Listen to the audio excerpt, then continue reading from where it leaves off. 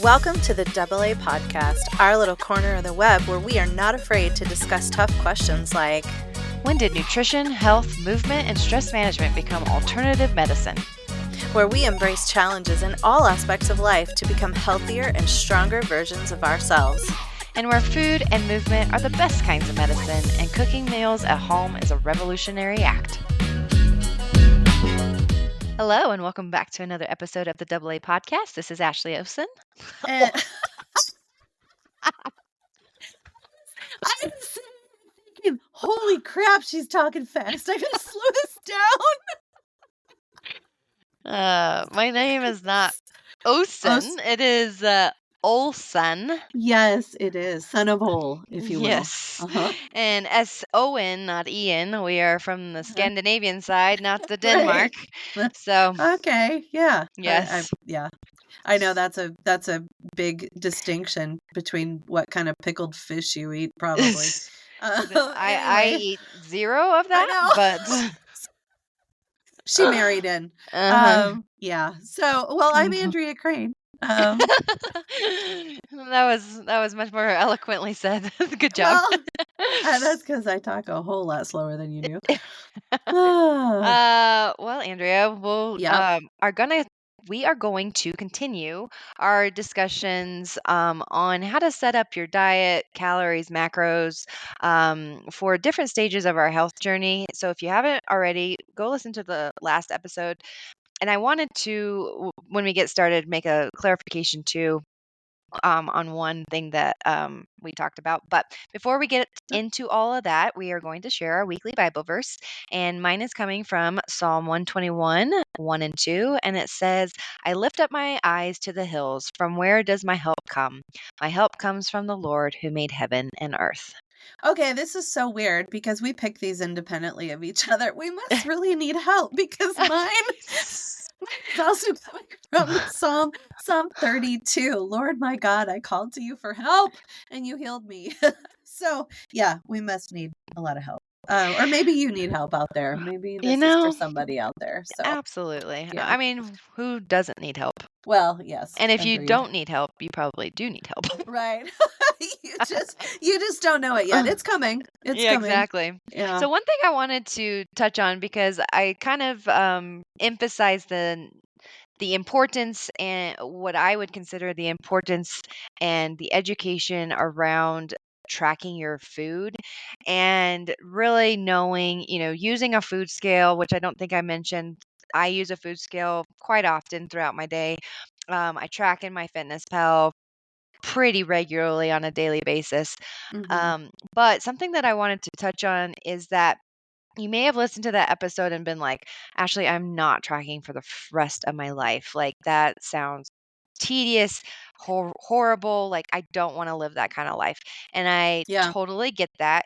And so, what I would encourage you to reframe that mindset around is like, give yourself 6 months to a year of consistent tracking, understanding visually what food amounts look like and how they get there. Because once you start weighing out your food, especially things like fats and carbs and even protein, I mean, those are the three obviously main nutrients, but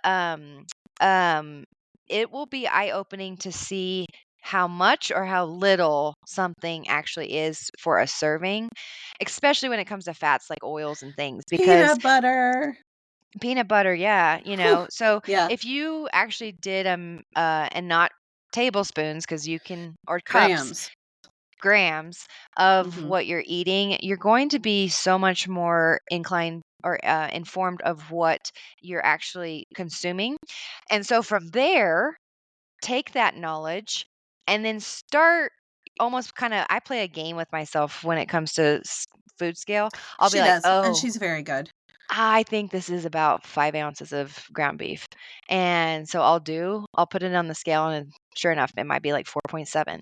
And so those minute discrepancies are not what's going to derail your Right. progress. Not on your So ground beef anyway. Yeah. and so that gives me more confidence, to go on vacations too, where I can eye something more confidently because I've ingrained that newfound information and knowledge of what truly looks like a 4-ounce fillet or, Right. a serving of potatoes or whatever it is. Right. So, with that, there is a point, and I truly believe if you give yourself time to track and weigh, that you can eat way more confidently in an intuitive manner, and not necessarily always have to track in my fitness pal. So I wanted Yeah. to just kind of ease that little maybe burden or that um, immediate like turn off of tracking, Yeah. because I do think it's a It very is a insightful. turnoff.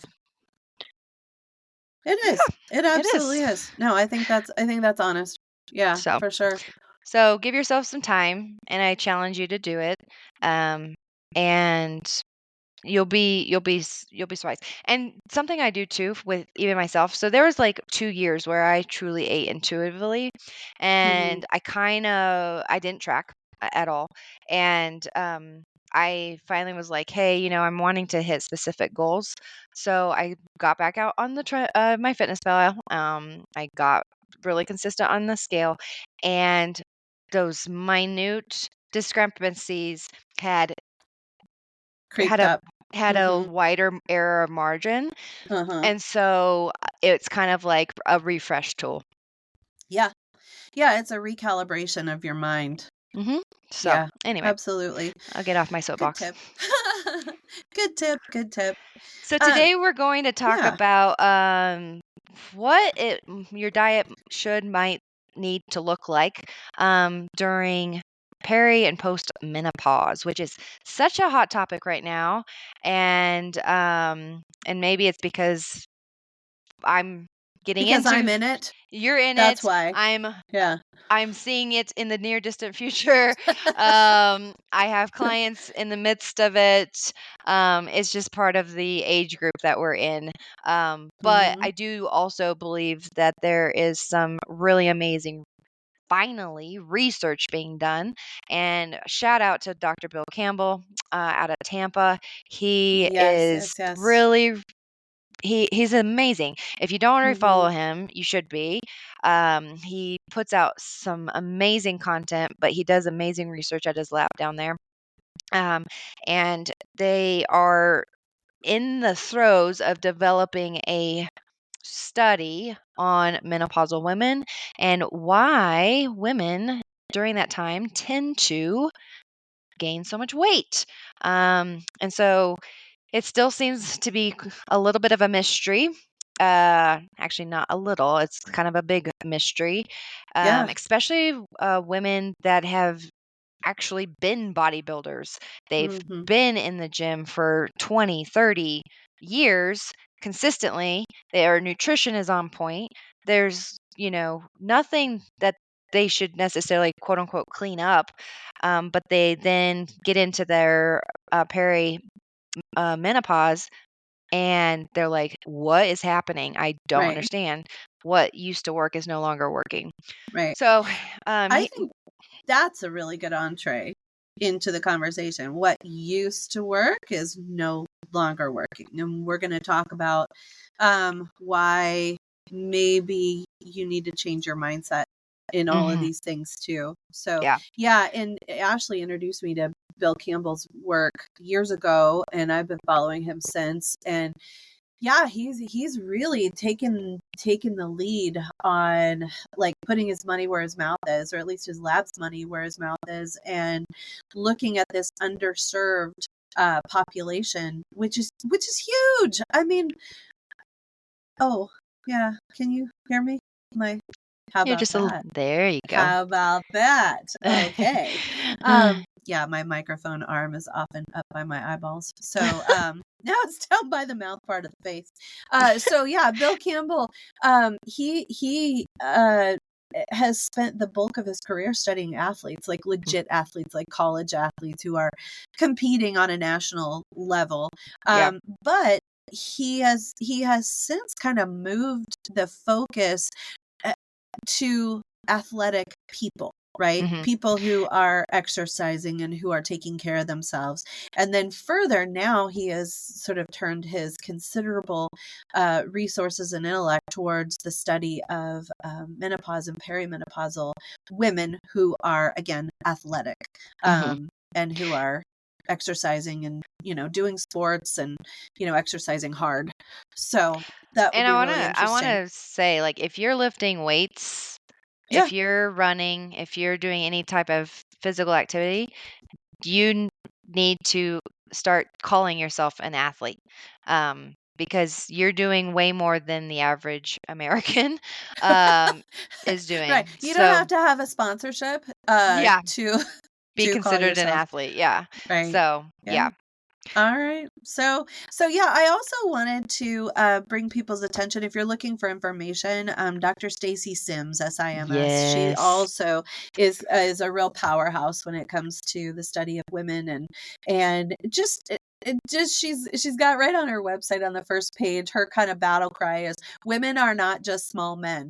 So you Yes. can't take research that applies to men and just simply blanket apply it to women and just like multiply everything by zero point 0.7. Like that doesn't work. We're not just small men. Yeah. Women are physiologically completely different. We've talked about this before, but our hormonal milieu alone is just crazy compared to men. Yeah. Men are very straightforward and women are very circular, if you will. So yeah, it's part of our Uh, superpower for sure. It's, we're exquisitely designed, but boy, are we complex. So, yes.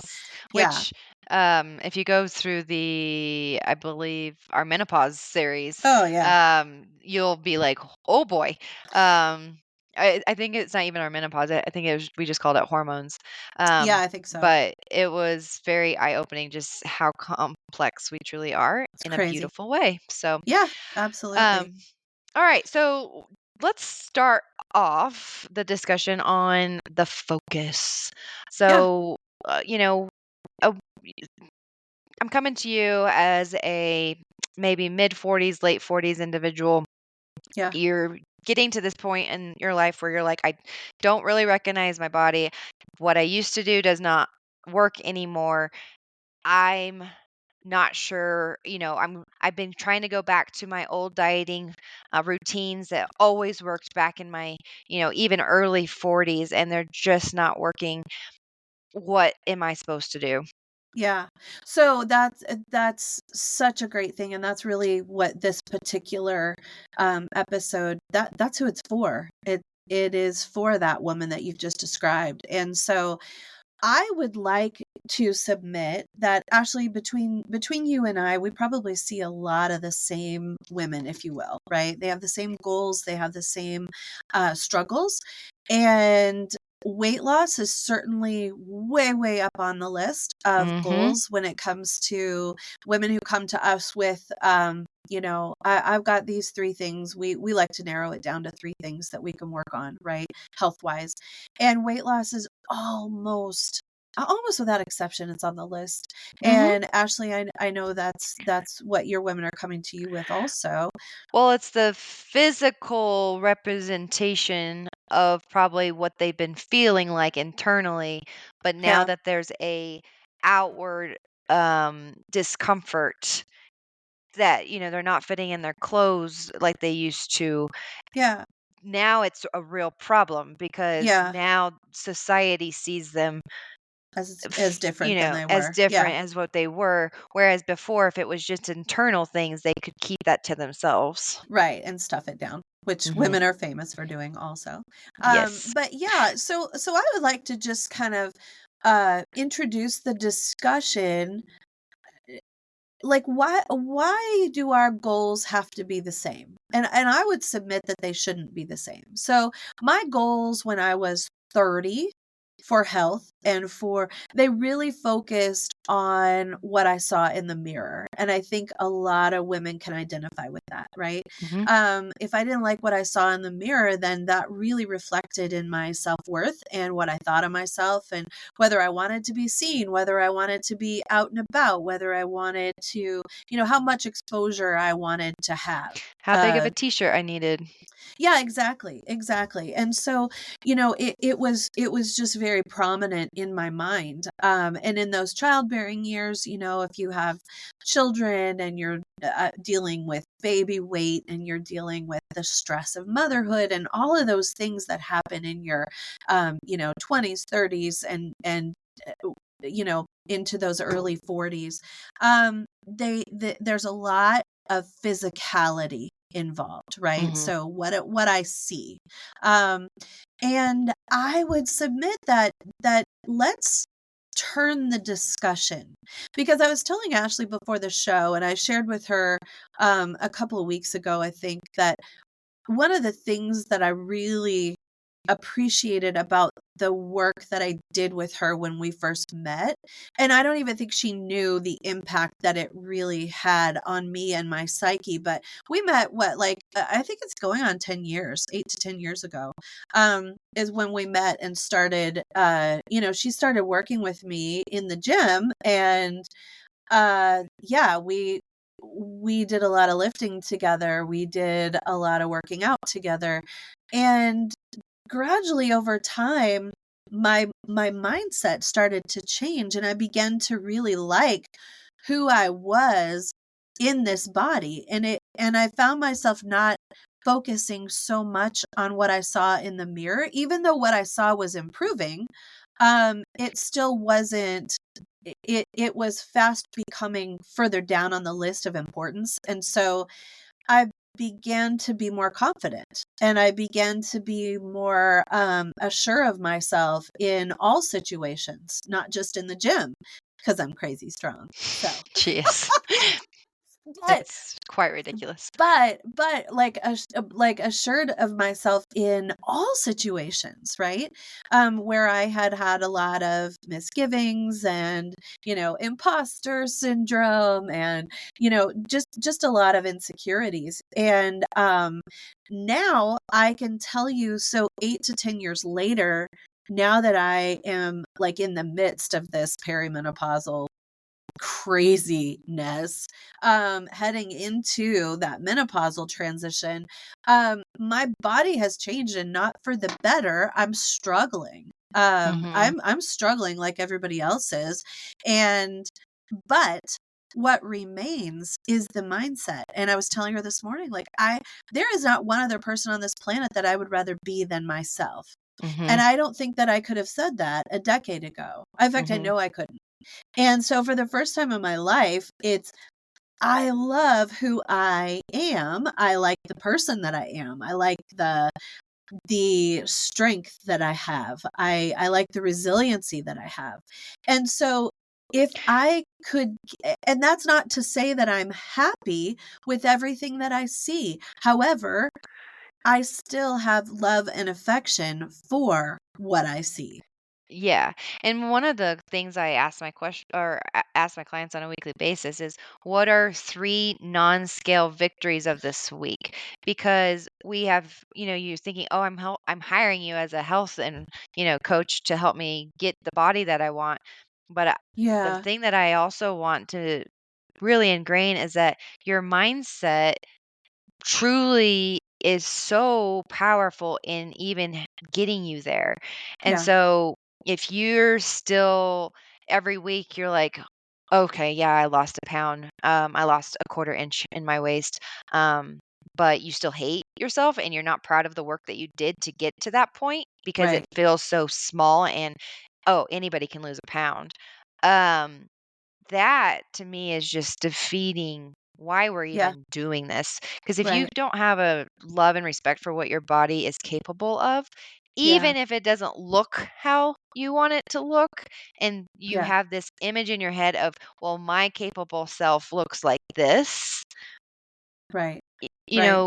then then what are we doing? Yeah. We're creating this negative energy. I'm not an energy person, but like we're creating Yeah. this negative narrative in our body, Yeah. and there's so many studies on the mindset and what it does to the Yep. body is Absolutely. crazy. So if you're going in Absolutely. and every time you go to work out, it's like a punishment because you're not to where you want to be, instead of, I would challenge you to change that mindset to being like, I'm going to the gym because I am freakishly strong and Yeah. my body is so capable. I'm excited to see what I can do today. Yes, yes, and when I see myself hoisting that weight in the mirror at the gym, yeah, don't I want people to not see I want people to not pick themselves apart every time they look in the mirror. I want people to see a body that has carried them and done extraordinary things for them. The Mhm. fact that you're alive and breathing, all of us have been through some things, right? Mhm. Some more than others, but your body has carried you through all of that, and she has survived all of that. And only you know what your body has truly survived. But you know what? And I've heard it said the body keeps the score, right? If Yes, I you've think been there's a through literally a trauma, book. I think there is too. Yes. And that is so true. Like if you've been through trauma, your body does keep the score. And that's And something that so, Andrea works with you on with the functional yeah, side of her practice, because you might come in and just like, fix me, Andrea. And she's like, well, we got to peel back some layers because right. we got to Right. understand why your body is where it's at. Yeah, no, and it all matters. It absolutely matters. And Mhm. I'm not speaking from inexperience here. I've Or been through a perfection. lot of that. Yeah, Neither one absolutely. of us are speaking from Absolutely. perfection. Yeah. Yeah, So, no, we're all on the journey together. And if I can get a woman to this stage where she can confidently say, I am not 100% satisfied with where I am, but I love myself and I love my body and I love what she's capable of, then that's a victory. That is a 100%. huge victory. And so, yeah, I would like to reframe this conversation of goals, especially around the perimenopause and the menopausal transition, because I think we need to have that conversation. And so here I'll make a pitch for why simply losing weight is probably not the most productive mindset. Okay. Mhm. So first of all, the perimenopausal body, and just know when I say perimenopause, I'm also meaning the menopausal body, like right up until and just after that transition. The body doesn't respond like it used to. Like, and this is what Bill Campbell and Stacy Sims are saying, is that there is no body of research out there. Like this is uncharted territory, and sadly women have been so underserved by the research community. Um but it's starting to move. It's finally starting to change. But yes, It's going to take time. it is going to take time, but you women who are going through this, my body is different. Things are different inside of here. Like things are not the same as they used to be 10, 15 years ago. And so the things that I used to do to combat this or that, or injuries that used to take this long to heal, are no longer responding to anything that I'm doing. And or I sneeze and I get hurt now. Like it's ridiculous. So things are different. And so therefore, simply losing weight, that may have been a goal of yours that was attainable and achievable and got you to where you wanted to be 15, 20 years ago. It's not the same anymore. And so when you go to like a conventional medical practice, here's the dogma. You go and you have these goals, and you want to know what they tell you? Eat less and move more. Eat less and move more. And that's Mhm. what I hate that. I I lit hate that too. I it's one of my pet peeves. It's like that is not always the answer. Like, No, it isn't. And very often, you will put somebody in such an efficient metabolic state if you keep telling her to cut and cut and cut and cut. And listen to our episode last week, because that's what you need to hear, is that there's nowhere to go. It's at yeah. some point, like it's unsustainable, and Mhm. it makes you so metabolically efficient that you have no energy for anything. Yeah. So yeah, the eat less, move more. Those people need to stuff a sock in it. I'm so sick. I'm I, so it, sick of hearing it. It's so it's such a ba- lazy response to Yes, me. it absolutely is. It's And such it's reductionist thinking, and it tells me that you have done absolutely zero research in this space. So just mhm, sit down, have yeah, a seat. yeah. Um, It's yeah, not, and just like we talked about in the last episode, not all calories are created equal. And yes, so exactly. you just telling somebody to eat less and move more because there's just a Right, mathematical equation, right. again, Now, and that just speaks to your lack of knowledge. laziness. Yeah, Yeah, and laziness. absolute lack of professional curiosity. That's what I call it. So now Love that. I don't want anyone to mishear us. Both Ashley and I absolutely acknowledge thermogenic realities. Yes. It is calories in, calories out. It absolutely is. That is true. You have to be in a caloric deficit, but the calculus to get there is so much more complex than eat less, move more. So Yeah. that's what we're saying. And what we're probably seeing, and I'm so excited for this Bill Campbell stuff to get out, and Yeah, I it's am probably too. going to be several years. But, um, you know, oh, where was I going? I Crap. don't know. Oh no. I had such a good, profound. Well, what I would. Prof- No. Profundity escapes. Yes. Yes. Well, I guess what I was going to say is, well, one thing I was talking to Andrea about too is like, you and I very much harp on the protein aspect. And this is Yeah. not where I was going to go with what I was going to say, but maybe I'll find it when I'm talking about this. But Yeah. just the whole, needing that lean muscle mass, but even the studies that we've seen where people are showing like when they're eating adequate to excess protein, they're actually building lean body mass. Hmm. I was talking to Andrew. I was like, "Oh, it'll be super fascinating if this study shows just how much more protein these women need in this Hmm. stage." Yeah. But yeah, so I Yeah, don't. very well that could be the answer. I don't know, but if that's the answer, I absolutely trust Bill Campbell to suss that out. Oh, for sure. Um so let's talk about mindset and how it needs to change, because again, we're still on goals. You have to get really really clear with your goals, because if you're not clear, then you have no idea if you're getting there or not getting there, or when you've arrived. Okay, so getting clear on your goals means that we've got to adjust our mindset in this phase of life. Okay, so you have to get okay with doing all of the things that need to be done. So this includes eating the way you need to eat, moving the way you need to move, thinking the way you need to think. Okay. It involves doing all of these things without the immediate gratification of results that Yes. perhaps you used to get. Amen.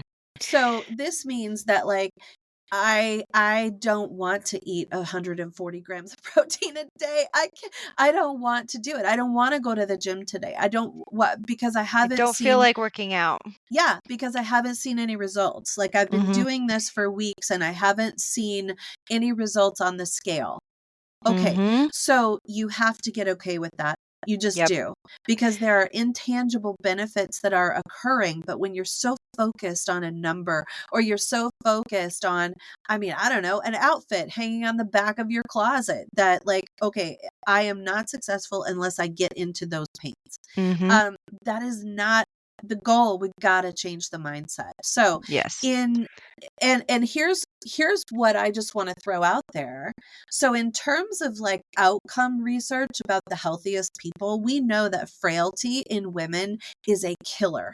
It's an absolute killer. So while yes, you should not be, it's better to be lean when you're younger. It's better to be lean. It's better to not be carrying around a ton of excess weight. All right, we all know that. But here's what a lot of people don't know. If you are super lean going into menopause, perimenopause, into those later years, your outcomes are much, much worse. Mhm. You will experience levels of sarcopenia and osteoporosis that women who are heavier will not. So so for all the women who are going into this transition and you've got some extra weight, I'm right there with you. Okay. I am. But what happens is our bones and our muscles have had to carry around extra weight. So all is not lost. There is something. I want you to keep working on it because I'm going to keep working on this.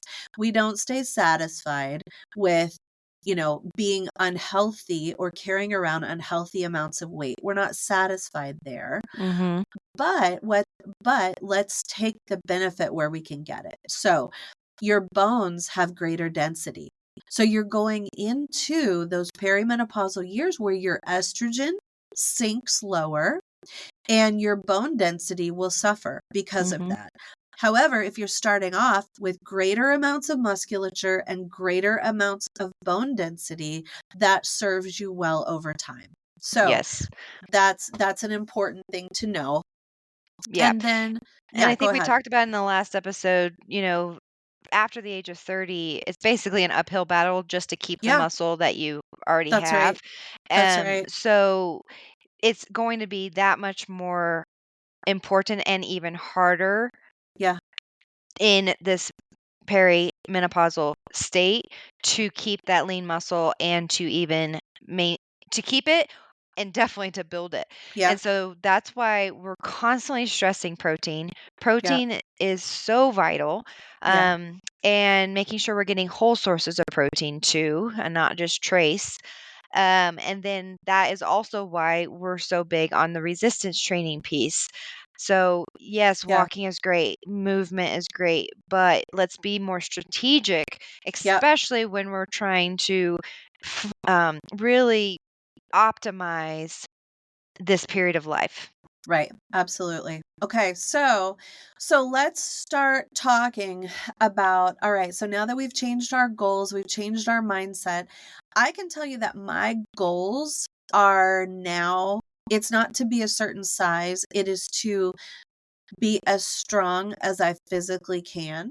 And I frequently work around injuries. I'm a little too aggressive sometimes in the gym, because What? I'm there with a bunch of boys and it's just hard. It's just hard. Because I want to pick up all the heavy stuff and And I she's only slightly competitive. oh my gosh, no, I'm pathologically competitive. So It is yeah, I'm a there with sickness. I'm there with my very strong son and husband and it's just yeah, it's hard. So I do frequently work around some injuries.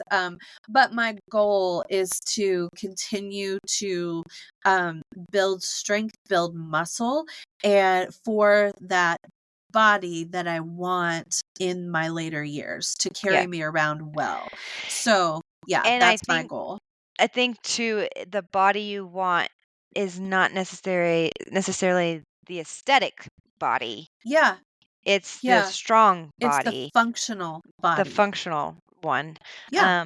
And I want to say this too. You don't have to give up on your aesthetic goals, No, but no, they not at may all. shift. Yeah, Like what your ideal body type may not actually be one, the scale that you think it needs to be, yeah, but two, it may be it needs to maybe be a different version of what that looks like. So that kind of goes back to that mindset piece of okay, let's figure out if we're doing all the protein, we're doing all the lifting, we're doing all the nutrition, we're really focusing on, whole sources of food and we're really getting our hormones where they need to be, yeah, and it's all of those pieces are all aligned. And now we have that piece of being really proud of the body and what yeah, she's able to do and what she's done for us. Then that just may look different. Your yeah, aesthetic may look different because yeah, the person that you think she needs to look like, probably didn't actually appreciate the body that she would have gotten. Yeah. And there's this weird almost Mandela effect that happens when you look back at pictures from like 20 years ago when you weren't happy either. You weren't happy then either. You look back Yes. and you're just like, "Oh my gosh, I I was should so have been so cute. great. I was Yes. so cute. What I've happened?" heard that I, so many times. Like, I yeah. should have been grateful for the moment. And Yeah. so that's another thing. Like, you might be super frustrated because you're not losing the weight. You're not feeling 100% like yourself. But in all of that, learn how to be grateful for the moment. Yeah. Absolutely. Absolutely. And that really sets you up for concocting goals that will serve you rather than come against you. Absolutely. So so let's talk about where do we start with all of this in mind, okay? So you've come up with your goals and now we need that 101 information. Like how do I figure out, okay, what do I put in my mouth every day, right? Because Mhm. most of these things, they begin and end in the kitchen, and it's how you Mhm. fuel your body. That's the thing that you've got to do every single day is give her fuel, what kind, how much. And so we kind of did that for the average healthy person last week. So I want you Mhm. to go back to last week if you haven't listened already, because we talk about figuring out what your daily caloric needs are. Now, your metabolic rate, and I'm talking like the rate at which you burn calories, it does go down as you age. Okay. So we want to fan those flames as much as possible. And muscle building, there's no better activity than building Mhm. muscle to fan those metabolic flames. Also, to feed yourself adequately. We talked at length about this, or Ashley did, in the last episode. And so go back and listen to that. Figure out what your minimum daily calorie needs are. What does it take to maintain your current weight? Okay.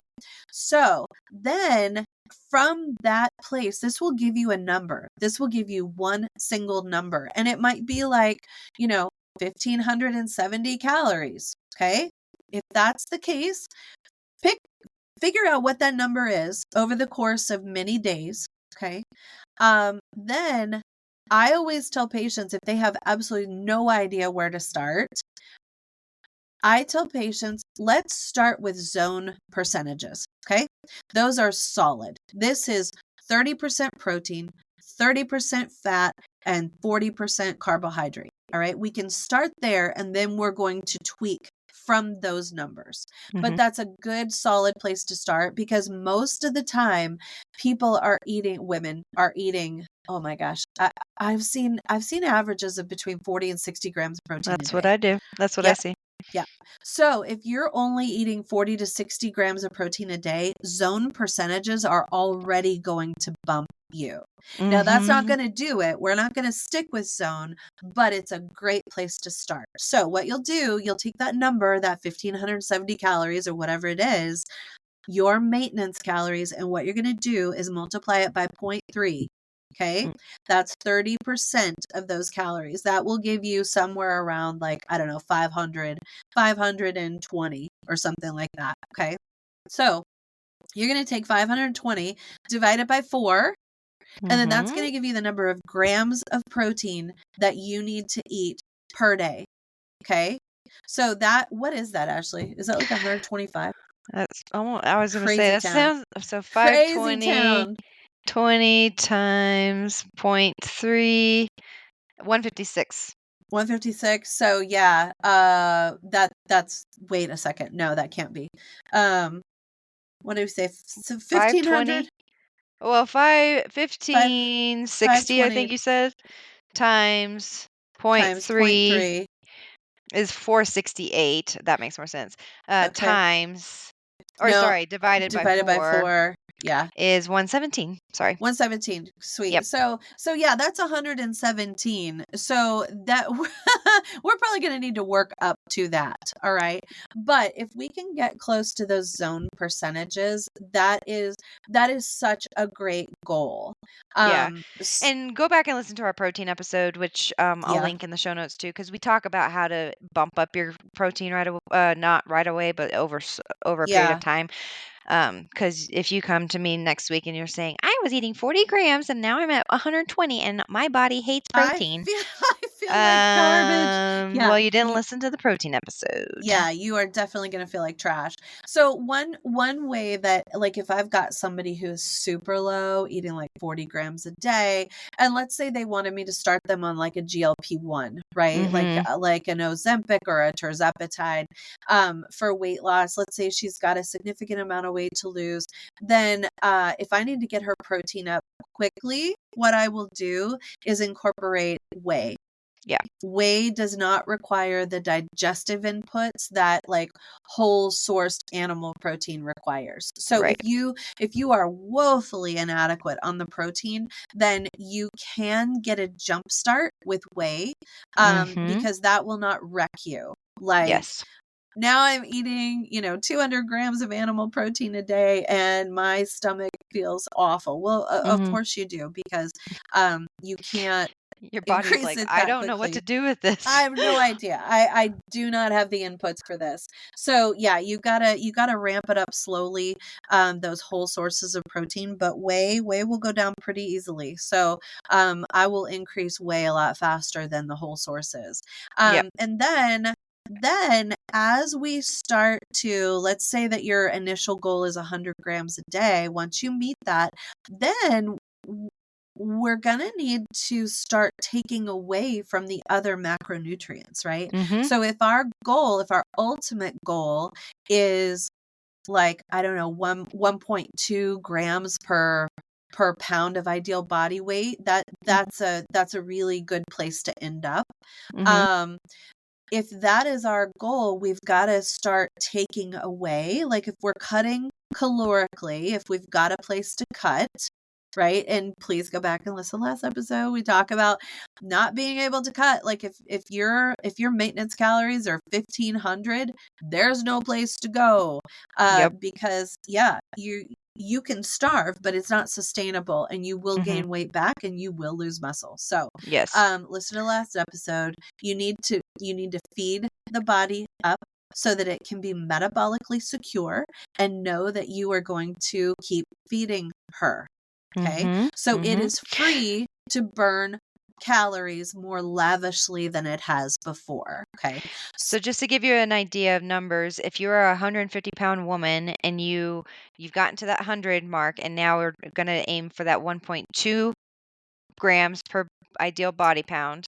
So Uh-huh. say 150 is actually not a bad body weight, Yeah. but we want the composition to be different Right. necessarily. So say Right. your ideal body weight is 150, 1.2 grams per body pound is 180 Yeah.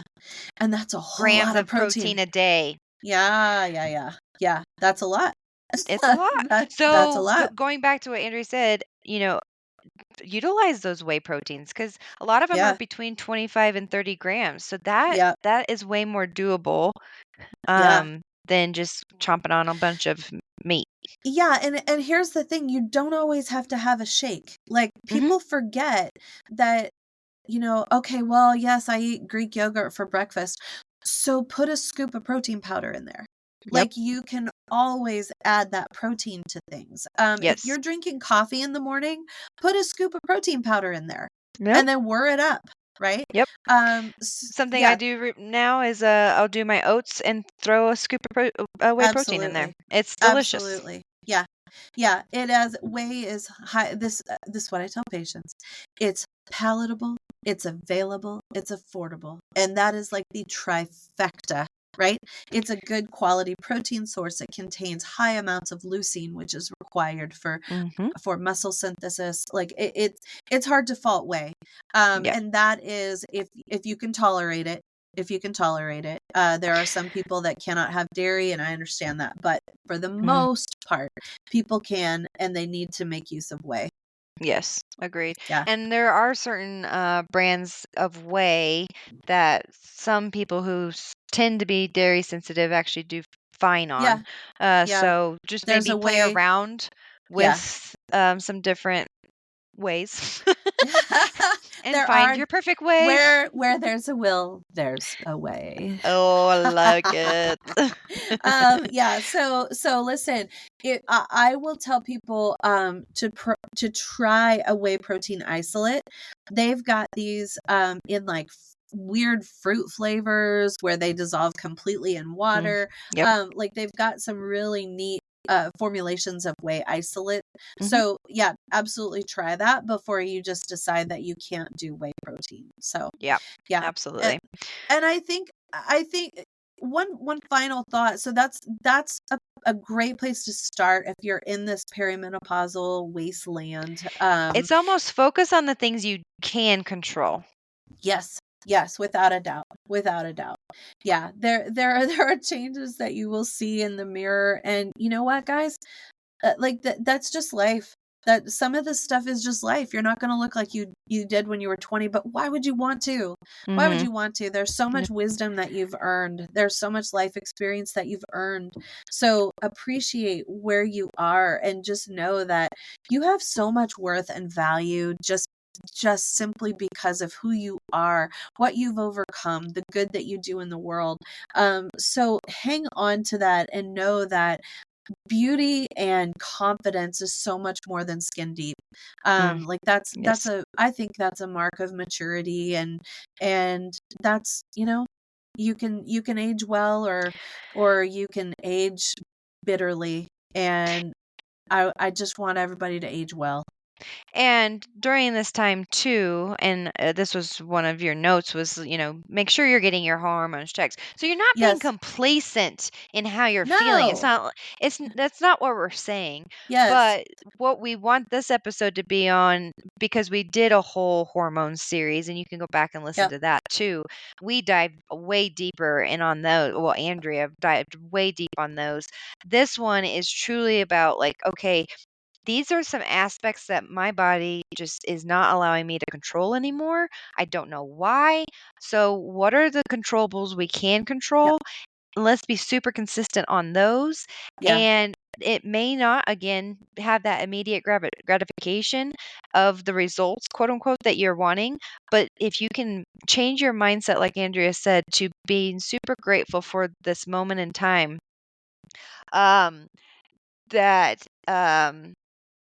that you can stop hyperfixating on the aesthetics and now hyperfixate on some of these habits and controllables that Yeah. we discussed, Yeah, absolutely. while also diving deeper Yeah. into the hormones during the Yeah. stress, Yes. how to do Yes. all, improve your sleep, stuff like that.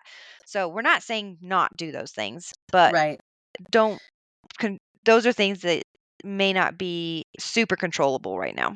Yeah. Yep, absolutely. Yeah, and do get those hormones checked. So Yes. that can Yes. be the difference between a 15 to life bid at the local penitentiary and living free. So Absolutely. yeah.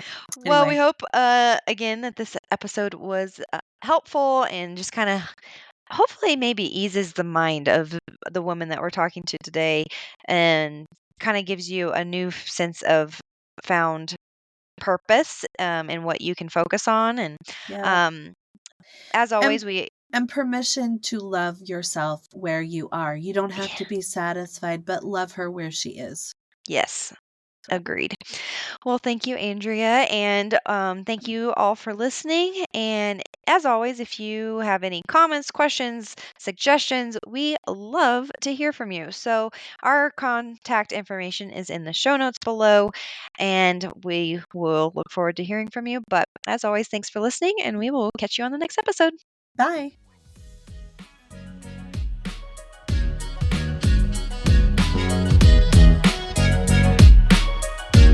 The content provided in the AA podcast is intended for informational and educational purposes only.